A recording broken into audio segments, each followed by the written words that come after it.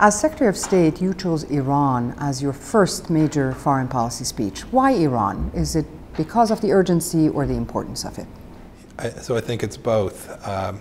It's something that the President has viewed as a serious threat to Middle East stability and therefore to American national security. He also looks at the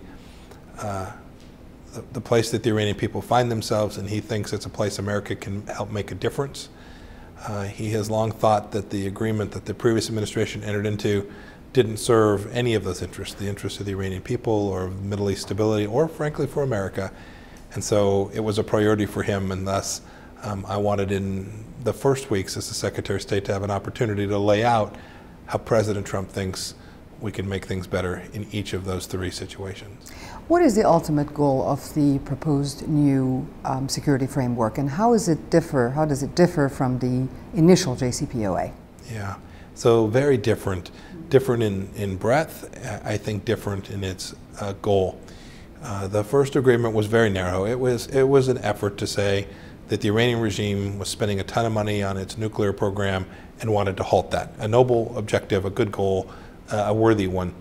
But the threat that Iran presents is so much greater than that. Right? They're taking, they're launching missiles into Muslim countries. They're taking the human rights away from their people. All of these things are things President Trump cares deeply about, and so his vision is that if we begin again to set out what we think are pretty basic ideas, right? So these 12 things that I listed are all pretty straightforward. We're not asking a lot from the Iranian leadership.